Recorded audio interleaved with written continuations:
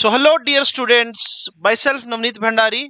और आज मैं आया हूं आपको कुछ बहुत इंपॉर्टेंट बातें बताने। जैसा कि आपने पीछे पढ़ ही लिया होगा या आपको थंबनेल में दिखाई दे गया होगा कि how to score 70 out of 70 in just 15 days. 15 days pledge. आपको एक स्ट्रिक्ट रूटीन को फॉलो करना है बच्चों, और आप डेफिनेटली 70 में से 70 ला सकते हैं, राइट। और जिन बच्चों का अभी जेई मेंस चल रहा है या कुछ बच्चों ने दे दिया या कुछ बच्चों का आना है, तो 1 फेब या 2 फेब से भी अगर वो इसको स्टार्ट करे तो वो डेफिनेटली बहुत अच्छा स्कोर ला सकते हैं, राइट। तो मैं अपना सारा एक्सपीरियंस का जो निचोड़ है वो इस वीडियो में आपको देने वाला हूँ। बहुत से बच्चों ने इस पर्टिकुलर सीक्वेंस को, इस सीक्वेंस ऑफ स्टेप्स को फॉलो करके बहुत अच्छा स्कोर भी किया है। वो अपने dream colleges, dream NITs, IITs और ट्रिपल आईटीज में भी है, राइट। तो आपको जस्ट मेरी बातों को समझना है, एनालाइज करना है, और इस पूरी जर्नी में मैं भी कोशिश करूंगा कि अपना कुछ योगदान देता रहूं, कुछ पीडीएफ्स की फॉर्म में, कुछ वीडियो लेक्चर्स की फॉर्म में। तो मैं आपके साथ, इस चैनल के साथ पूरी सपोर्ट में रहूंगा और आपको कुछ इंपॉर्टेंट, इंफॉर्मेटिव और सब्जेक्ट से रिलेटेड बहुत सारी वीडियोस भी प्रोवाइड करता रहूंगा। तो ज़्यादा देरी ना करके हम शुरू करते हैं कि how to boost your score in 15 days, 70 तक कैसे लेकर जाए। तो सबसे पहला डे, जैसे कि आप पढ़ पा रहे हो यहाँ पर, सबसे इंपॉर्टेंट होती है बच्चों फॉर्मूला शीट, राइट।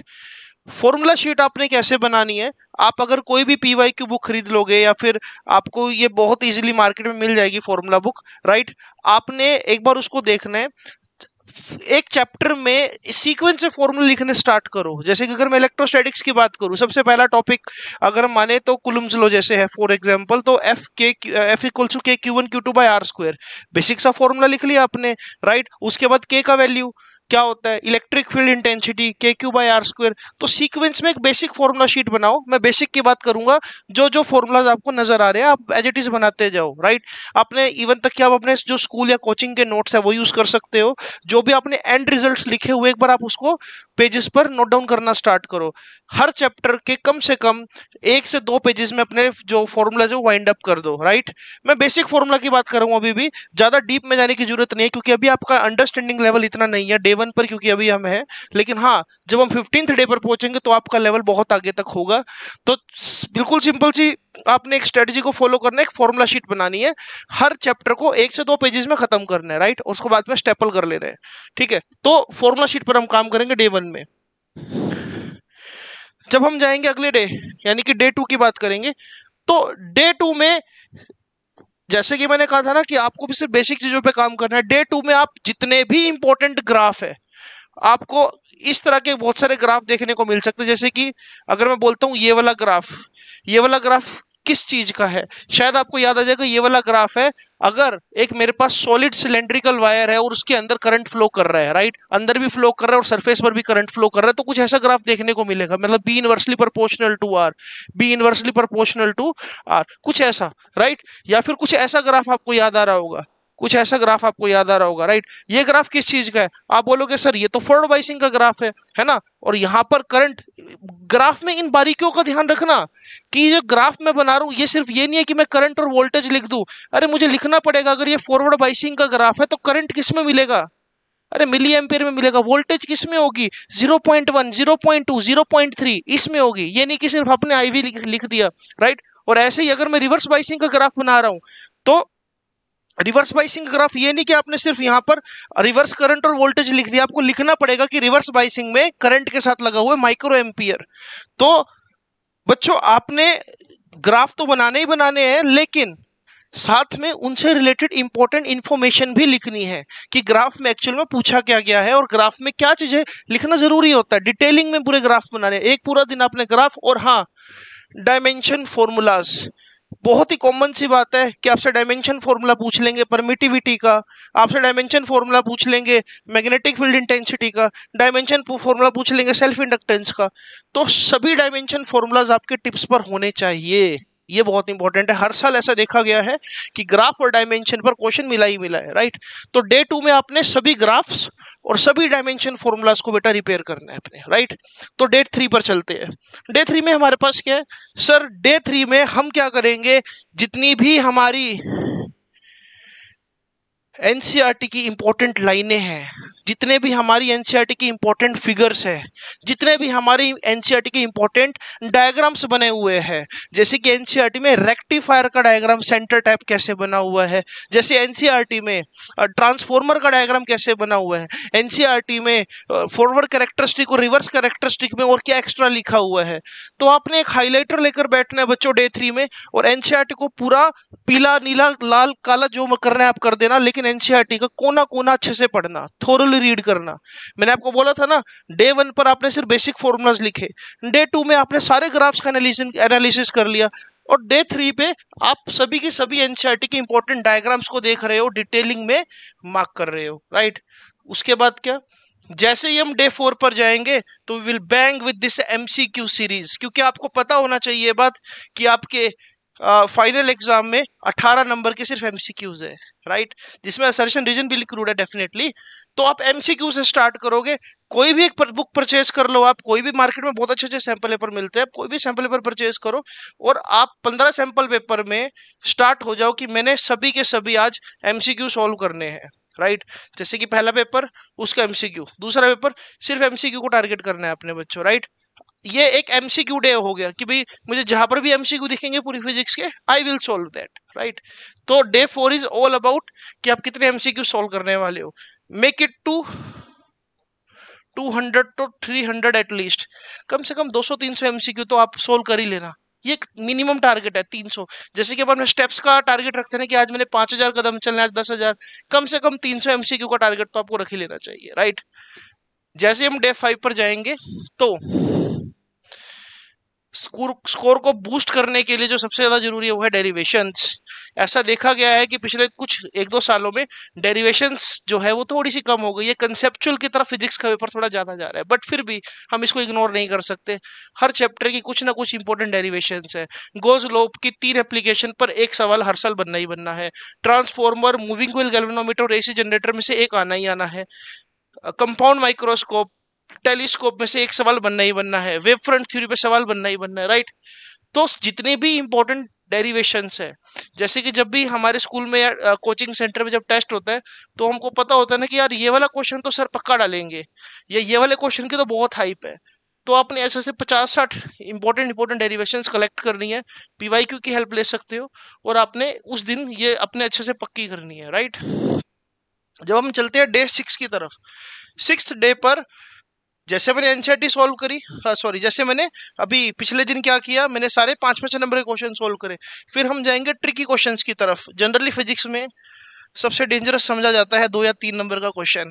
हर साल फिजिक्स में 3-3 नंबर में 1-2 क्वेश्चंस ऐसे होते हैं जो टॉपर्स का भी होश उड़ा देते हैं, राइट। तो आपने अच्छे से 2 नंबर और 3 नंबर के क्वेश्चन प्रैक्टिस करने हैं, या आप चाहो तो एनसीईआरटी और पीवाईक्यू की हेल्प ले सकते हो, राइट।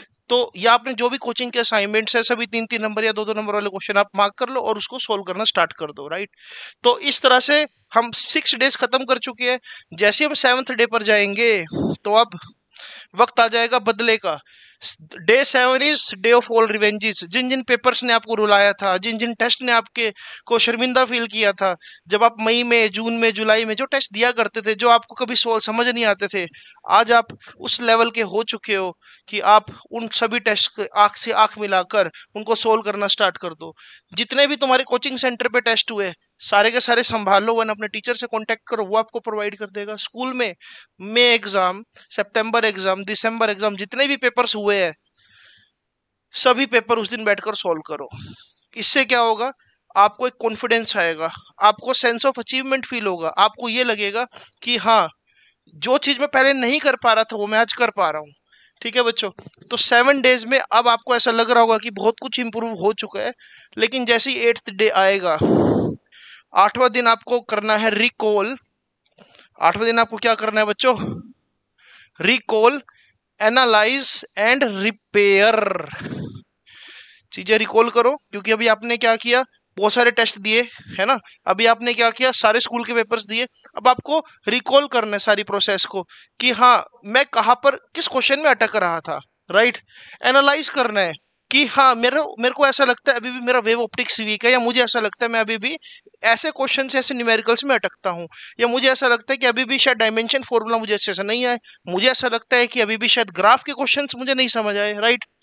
तो आपको 8वें दिन सिर्फ चीजों को रिपेयर करना है, रिकॉल करना है और एनालाइज करना है।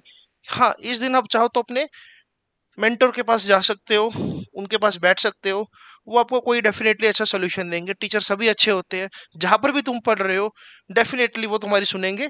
तो ये 8th डे बहुत इंपॉर्टेंट होगा, जर्नी के बिल्कुल मिड में आ गए ना, क्योंकि अभी हम ninth ninth day ninth day is all about ninth day is all about challenge your self. Challenge your self का मतलब समझते हो क्या है?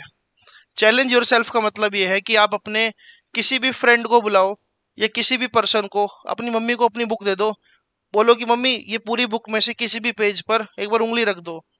जिस पे पेज पर मम्मी उंगली रख दे, या जो भी तुम्हारा फ्रेंड बोलेगा अच्छा ये वाला सोल्व करके दिखा, ये वाला सोल्व करके दिखा, ये वाला क्वेश्चन सोल्व करके दिखा, राइट। तो आपने इसको एज चैलेंज लेना है, आपने चैलेंज ही लेना है इसको, कि भाई इतना कुछ मैं पढ़ चुका हूं कि अभी मैं कहाँ स्टैंड कर रहा हूँ, क्योंकि पिछले दिन आपने किया था रिकॉल, एनालाइज और रिपेयर। तो आपने उस दिन सिर्फ और सिर्फ चैलेंज करना है अपने आप को कि मैं क्या कर सकता हूं, और ये मेरे अंदर अभी भी कैपेबिलिटी डेवलप हो चुकी है। अपने आप को यहाँ पर आपको आईना दिखाना है, राइट। तो 9th day is all about challenging your self by searching different different questions. Okay, चलो 10th डे पर जब हम आ गए तो हम क्या करेंगे, थोड़ा थोड़ा एनसीईआरटी की तरफ रुक करेंगे। अब इस दिन सिर्फ मुझे एनसीईआरटी बैक क्वेश्चंस करने हैं, इन टेक्स्ट क्वेश्चन जो बॉक्सेस के अंदर बंद है, जो कोने में कहीं लिखे हुए हैं वो करने हैं, और एग्जाम्पलर भी उठा लेनी है अगर आपको कॉन्फिडेंस आ चुका है तो। वरना एनसीईआरटी बैक और इन टेक्स्ट तो आपने डेफिनेटली करने ही करने हैं। This day is all about doing NCERT 10th day, right.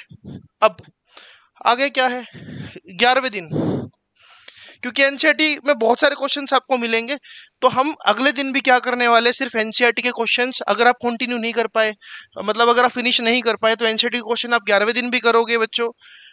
PYQ के क्वेश्चंस उठाओगे और रैंडम सोर्सेज से कुछ क्वेश्चन उठाओगे। रैंडम सोर्सेज आप XYZ कोई भी असाइनमेंट ले सकते हो, बहुत सारे सोर्सेज है, बहुत सारी बुक्स है। हाँ, इस दिन का टारगेट क्या रहेगा, कम से कम 100 क्वेश्चंस तो निपटाने ही है। 100 क्वेश्चंस में कोशिश करना कि वो MCQs ना हो, राइट। वो 100 क्वेश्चंस 2-2 और 3-3 नंबर वाले हो, तभी आपका स्कोर बूस्टअप होगा, राइट। तो 11th day is all about doing random questions from NCERT, PYQ and other sources which whatsoever you are having. 12वां दिन, 12वें दिन में हम ये चेक करना चाहेंगे कि जो भी मेरा कंटेंट तैयार हो चुका है मेरे ब्रेन के अंदर, क्या ये सफिशिएंट है सीबीएसई के लेवल को मैच करने के लिए, या सीबीएसई के पेपर्स को क्रैक करने के लिए। 2023 के सारे पेपर उठा लेना, ऑल इंडिया का देने वाला तो ऑल इंडिया के उठा लेना, दिल्ली बोर्ड में हो तो दिल्ली बोर्ड का उठा लेना, कंपार्टमेंट में हो तो कंपार्टमेंट का उठा लेना। 2024 में जो सीबीएसई ने सैंपल पेपर रिलीज करे उसको सोल्व करो, और अपनी प्रिपरेशन को चेक करो कि क्या आपका लेवल अब सीबीएसई के लेवल को मैच कर रहा है या नहीं कर रहा है, राइट। 12वां दिन था ये, आपने सीबीएसई के पेपर्स और सैंपल पेपर को सोल्व करना पूरी डेडिकेशन के साथ और पूरी लगन के साथ। 13th डे में अब हम चलते हैं, इतनी कुछ बात कर ली, लेकिन हम ये तो भूल गए कि केस स्टडी भी आनी है 2 उसमें, असर्शन रीजन भी तो 3 क्वेश्चन आने हैं। तो हम 13 डे में सिर्फ क्या करेंगे, चैप्टर वाइज केस स्टडी उठा लेंगे। जिस चैप्टर में आपको लगता है कि हाँ वेटेज ज्यादा है, तो उसमें केस स्टडी आने के चांसेस भी थोड़े से ज्यादा हो जाते हैं। जैसे कि इलेक्ट्रोस्टैटिक्स में से केस स्टडी आने के चांसेस है, ऑप्टिक्स में से आ सकती है, राइट। तो हो सकता है इलेक्ट्रोडायनेमिक्स, मतलब शायद हो सकता है ये ACMI में से केस स्टडी आ जाए। तो केस स्टडी उठाओ, असर्शन रीजन को ट्राई करो। Assertion reason is all about कि आपकी कंसेप्चुअल नॉलेज कितनी स्ट्रांग है, राइट। तो डे 13 इज ऑल अबाउट जो बच गया है उसको भी एक बार हम आज चेक कर लेंगे।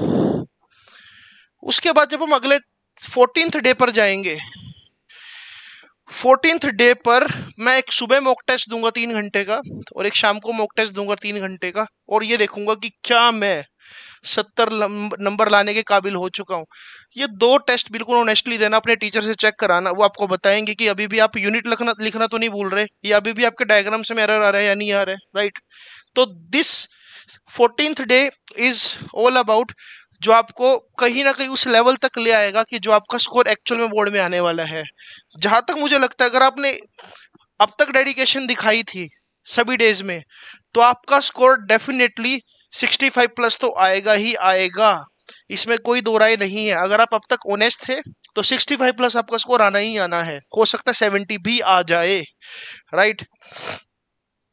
15th डे क्या करना है, आपने अब फिर से फॉर्मूला शीट बनानी है, और फॉर्मूला शीट इस बार आपने डे 1 की तरह बुक देखकर बिल्कुल नहीं बनानी। इस बार आप फॉर्मूला शीट अपने दिमाग से बनाओगे, सिर्फ सामने ब्लैंक पेपर होगा और आपकी थॉट्स होगी, राइट।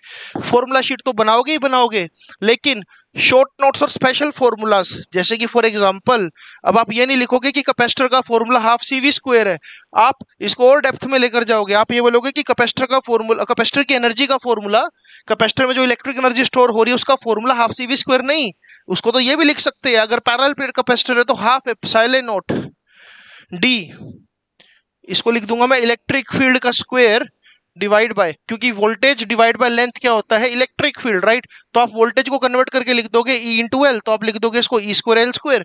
अब आपका ब्रेन अलग लेवल पर जा चुका है, राइट, और एल का मतलब यहाँ पर एक्चुअल में D ही होगा। तो इस तरह से आप हर फॉर्मूले को समराइज करके लिखना स्टार्ट कर दोगे। आपको पता होगा कि इस फॉर्मूले से ये 5 फॉर्मूला भी क्रिएट कर सकते हैं। तो अगर आपके मॉक टेस्ट में 65+ नंबर आ रहे थे, तो अगर आप ये फॉर्मूला शीट खुद से बना पाते हो, सब चीजें कवर कर पाते हो, तो कौन रोक सकता है आपके 70 में से 70 आने में, यार मुझे ये बताओ, राइट। तो मैंने कोशिश की है कि मैं अपना सारा एक्सपीरियंस आपको इस वीडियो के थ्रू समझा सकूं, और जेन्युइनली अगर आप इसको फॉलो करोगे तो मुझे लगता है बच्चों कि आपका अच्छा स्कोर आएगा ही आएगा। तो ये चैनल काफ़ी टाइम से कोई वीडियो नहीं डली थी, बट हाँ, अब मेरा इनिशिएटिव रहेगा इस चीज़ को लेकर कि मैं बहुत सारी वीडियोस आपके लिए इस चैनल पर डालता रहूँ, राइट। सो इस वीडियो को देखने के लिए थैंक यू। अगर आपको लगता है कि इस वीडियो से आपको कुछ वैल्यू मिली तो प्लीज़ इसको शेयर भी करिए और चैनल को आप सब्सक्राइब करिए, राइट। तो मिलते हैं आपसे बहुत जल्द अगली वीडियो में, अगली स्ट्रेटजी वीडियो में। हो सकता है मैं अगली आपको कुछ ऐसी वीडियो दूँ 50 मोस्ट एक्सपेक्टेड क्वेश्चन, राइट, या टॉप 30 क्वेश्चन। तो मैं कुछ इसी वीडियो पे काम कर रहा हूँ। तो आपसे मिलता हूँ बहुत जल्द अगली वीडियो में। जय हिंद।